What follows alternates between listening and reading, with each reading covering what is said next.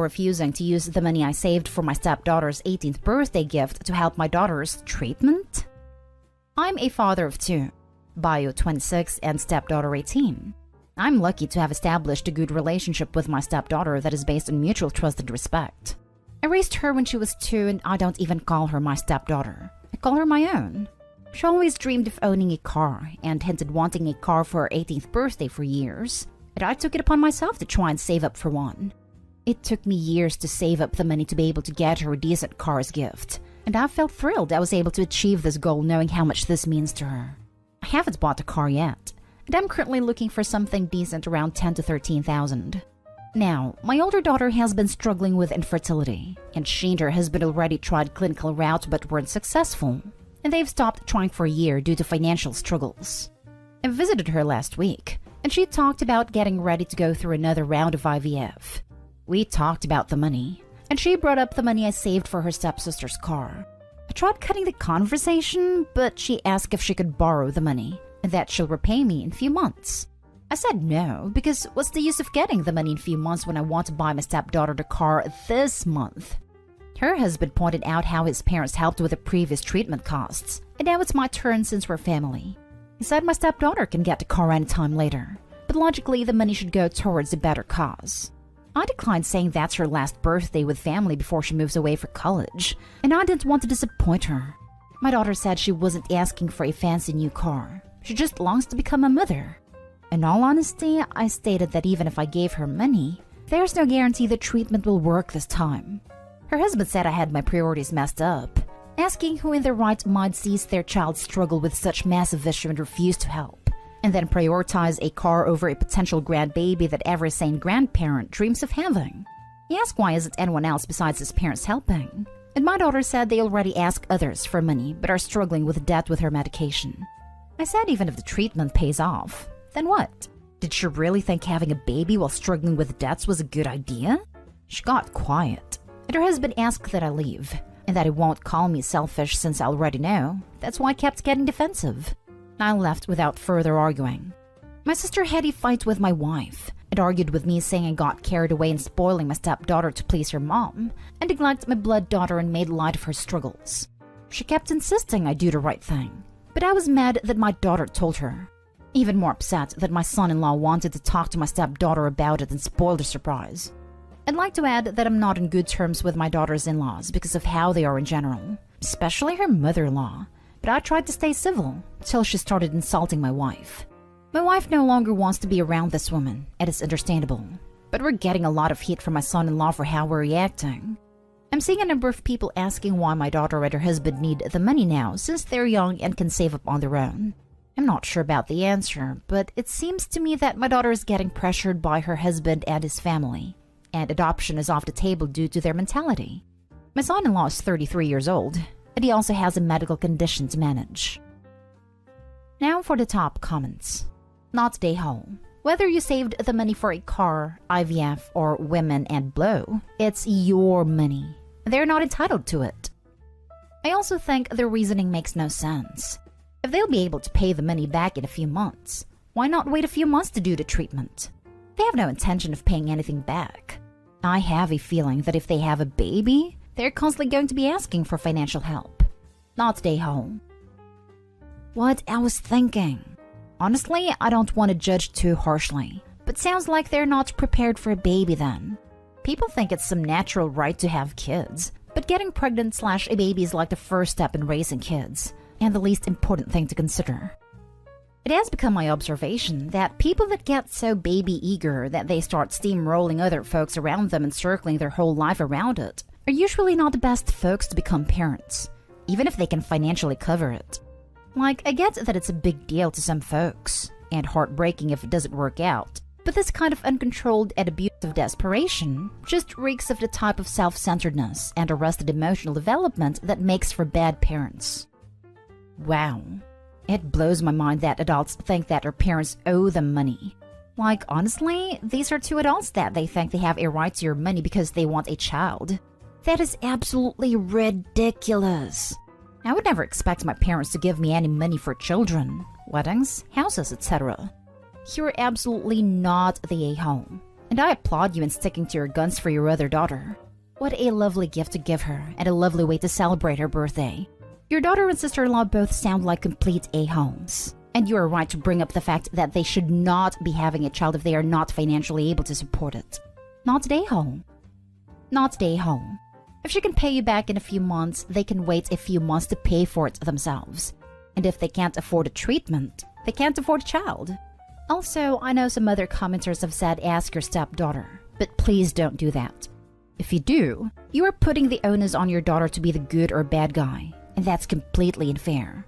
No amount of you supporting her choice will change it, and your older daughter and family will feel like they then have grounds to call your younger daughter selfish and all sorts of other horrible things. Stand your ground and use the money the way you want. Next story. Am I the a-hole for not inviting my girlfriend's daughter to my daughter's birthday party? I, 45 male, have a daughter, 15 female. She and I are very close. Her mother is not in the picture. I have been seeing Kelly for almost 2 years. She has a daughter, Anna, 16 female, with her ex, and they have joint custody of their daughter. Kelly does not live with me at the moment, but the idea has come up a few times. One of the big reasons why I am not into the idea is that Anna is horrible to my daughter. Kelly does see how Anna treats my daughter, but thinks it's just a phase. My daughter loves to play video games, sports, watch science fiction movies. Anna's the opposite. She is into makeup, wearing dresses and skirts, drama. They are two very opposite people.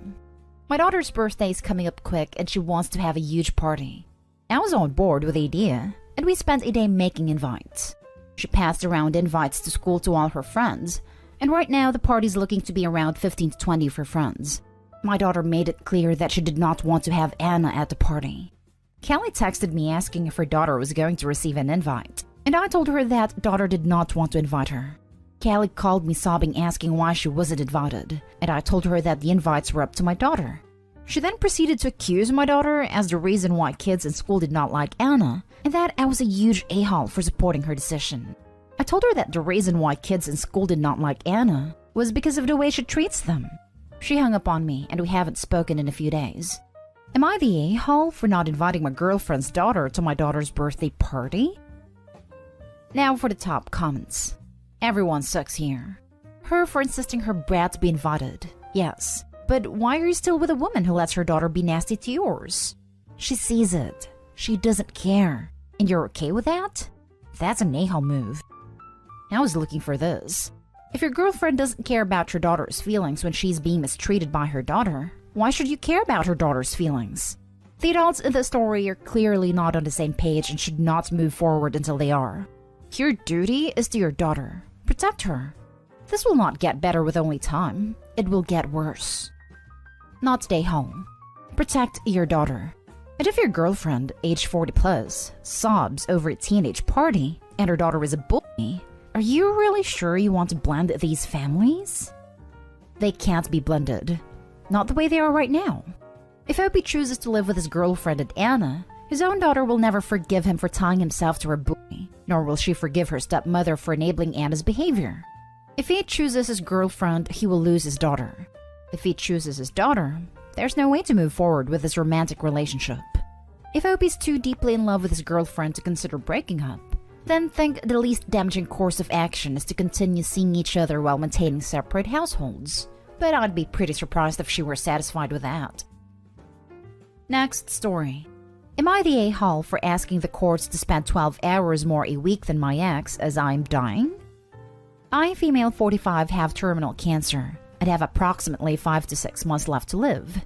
He left me a few years ago, only a few months after I was diagnosed with my terminal cancer. We have school-aged kids, and my ex, male 41, is appealing a court decision to allow me 12 hours more a week. That works out to 51% for me and 49% for him. He has told the kids that the legal costs are ruining him financially, and it's all because of me.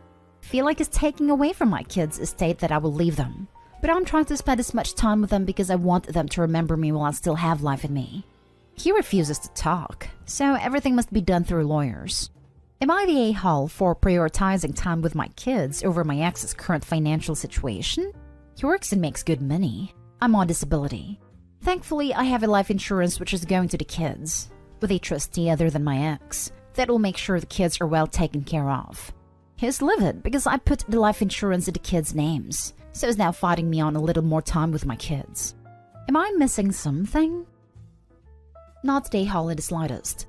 Your ex, however, is a massive a-hole. It sounds like he is punishing you for not putting his name on the life insurance and using your kids as pawns in his sick game. Do what you need to make sure you make as many memories with them. I'm so sorry this is happening to you. I agree. He bailed on her after the diagnosis, which was a huge a-hole move, and now is pissed off that she puts the kids as beneficiaries on the insurance. I'm thinking he's trying to alienate them from her, so they'll give him access to the money. He's the biggest kind of a-hole. Not the a-hole. The only reason the court is costing him more money is because he willingly continues to fight an unnecessary and idiotic battle. He's being petty as hell. You'd think he'd understand the kids should get to spend as much time as possible with their mom before she's gone. But no. He'd rather continue being a prick. Those children will grow up to know the truth, and will hate their dad forever for depriving them time with their dying mother.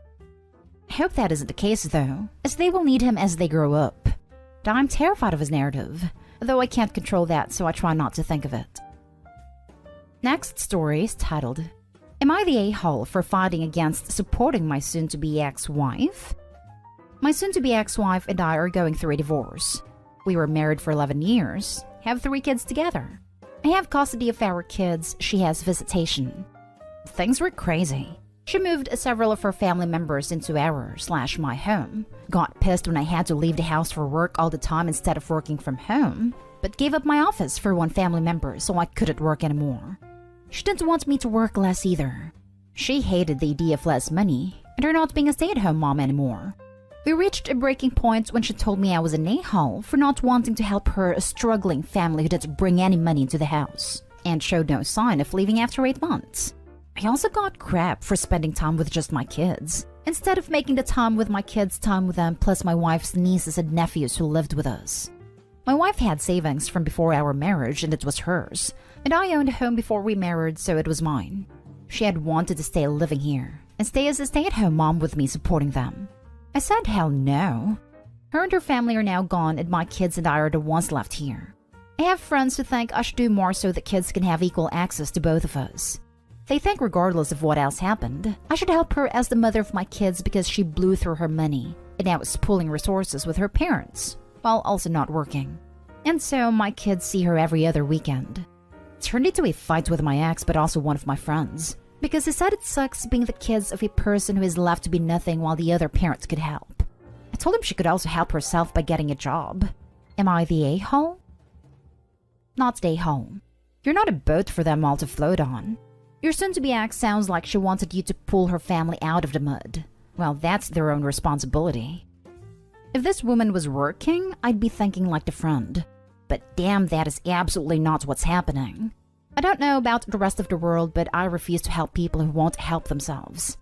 Edited to add, you know, now that I think about it, if anyone would be getting support payments like, I don't know, child support, I'm pretty sure it'd be the parent who has primary custody of the children, which can't possibly be the ex-wife since she only sees them every other weekend.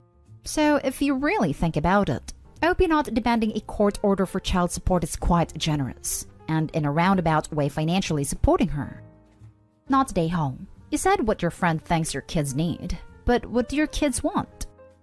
My kids don't want to go back to the communal living, which is what they would get and kind of already get with their mom. Not stay home. It's a completely different situation now that you're divorced. She's the mother of your children, so she should be working to make sure she, a now single woman through her own fault, can support them. The person letting down the kids is her, not you for not paying for her to be jobless. Now for the last story. Am I the a-hole for getting mad at my daughter for not telling me something happened to her? My daughter, 16, had a bad/uncomfortable experience with a male teacher a few weeks ago. I didn't find out until yesterday when I checked my Gmail. The only reason I found out is because her teacher CC'd me in an email to the principal and one of the school therapists describing what happened in detail. My daughter's been quieter and is spending more time in her room, but she's 16, so I didn't think anything of it. After reading the email, I went to my daughter's room and asked why she never told me anything. She said she didn't want to talk about it. I said she felt like talking about it with the teacher, and according to the principal's and therapist's responses to the email, It looks like she's been talking to them about it too. She'd known the teacher and the therapist for a couple weeks when this happened, but she still chose to talk to them instead of me. She blew up on me and said she didn't tell me because she knew I wouldn't have done anything. Like how I didn't want to do anything when the school refused to do home/hospital schooling when she was in the hospital. She has health issues that had her in the hospital for most of 2019/the beginning of 2020, or when teachers failed her for not being able to keep up with school during her treatments. I told her that's still not an excuse, and I'm her mother, so I have a right to know things before her teacher. She hasn't left her room since, and my older daughter, 26, said I'm being a witch. Apparently she knew before me too. Am I the a-hole for being mad at my daughter? You're the a-hole, Mom. Epic parenting fail. You made it about you, instead of keeping it about her. I also made it her daughter's fault. What the hell, Opie? You're the a-hole. Your daughter was not comfortable sharing what happened with you because you didn't stand up for her in the past. When you did find out, instead of trying to support/comfort/help her, you decide to berate her for not telling you. I cannot believe that you didn't press for homeschooling when your child had health issues and was in the hospital for over 1 year. I feel sorry for your children. They deserve better. You're the a-hole. She has the right to choose who she's comfortable with talking to and sharing things with, particularly about things at school. It sounds like you've shown her exactly who you are, and she's made reasonable decisions about trust and respect based on that. You're the a-hole. Instead of asking what you can do, you scolded her for what exactly? Not trusting you with the information? Not believing telling you would accomplish anything? Notice how neither of those are a problem with your daughter. They're problems with your side of the mother/daughter relationship.